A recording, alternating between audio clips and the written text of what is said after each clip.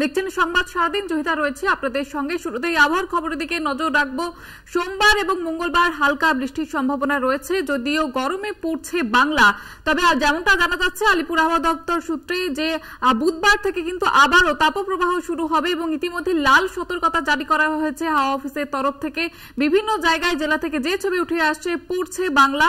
এবং তবে আলিপুর আবহাওয়া দপ্তর যেমনটা জানিয়েছিল যে সোমবার এবং মঙ্গলবার হালকা বৃষ্টির সম্ভাবনা রয়েছে।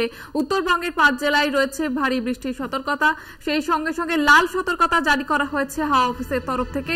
বুধবার থেকে ফের তাপপ্রবাহ চলবে দক্ষিণবঙ্গের একাধিক জায়গায়। ইতিমধ্যেই কিন্তু লাল সতর্কতা জারি করা হয়েছে, আবারও বাড়বে তাপমাত্রা সপ্তাহান্তে পূর্বে বাংলা।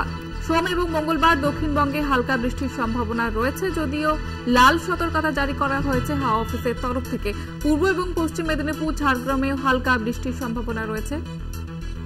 আপনাদের যেমনটা জানাচ্ছিলাম, সোমবার এবং মঙ্গলবার হালকা বৃষ্টির সম্ভাবনা রয়েছে। বুধবার থেকে ফের তাপপ্রবাহ শুরু হবে দক্ষিণবঙ্গে এবং ইতিমধ্যে লাল সতর্কতা জারি করা হয়েছে, একাধিক জেলা পড়ছে ইতিমধ্যে। এ বিষয়ে আরো বিস্তারিত জানতে প্রতিনিধি শাশ্বতী রয়েছে আমাদের সঙ্গে টেলিফোন লাইনে। শাশ্বতী, কি জানা যাচ্ছে হাওয়া অফিস সূত্রে?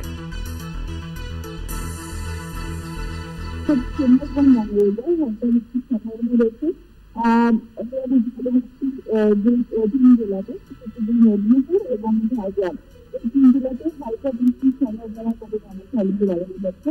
তবে বুধবার থেকে আবারও তাপপ্রবাহ শুরু হবে এবং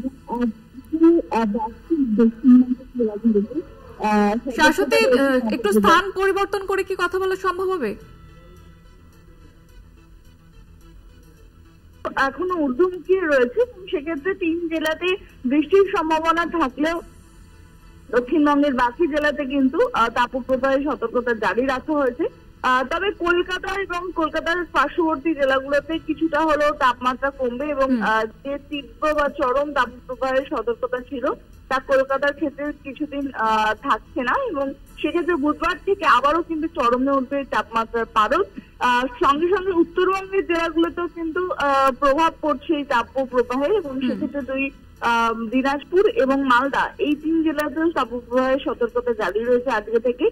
তবে উত্তরবঙ্গের উপরের দিকের জেলায় অর্থাৎ দার্জিলিং, কালিম্পং, জলপাইগুড়ি এবং আলিপুরদুয়ারে বৃষ্টির সম্ভাবনা আজকেও জারি রয়েছে এবং এই আগামী 1 সপ্তাহ জুড়ে দক্ষিণবঙ্গের প্রত্যেকটি জেলাতেই কিন্তু এই তাপমাত্রা পারদ ঊর্ধ্বমুখী হবে এবং তাপপ্রবাহের যে প্রভাব তা কিন্তু বজায় থাকবে। তবে আজ এবং আগামীকাল কলকাতা এবং তার সংলগ্ন বেশ কয়েকটি জেলাতে কিছুটা হলেও তাপমাত্রা নামার সম্ভাবনার কথা জানাচ্ছে হাওয়া অফিস। ধন্যবাদ জানাবো শাশ্বতী। আপনাদের জানিয়ে রাখবো বুধবার থেকে আবারও শুরু হবে তাপপ্রবাহ এবং সোমবার মঙ্গলবার হালকা বৃষ্টির সম্ভাবনা রয়েছে দক্ষিণবঙ্গের বেশ কয়েকটি জেলায়।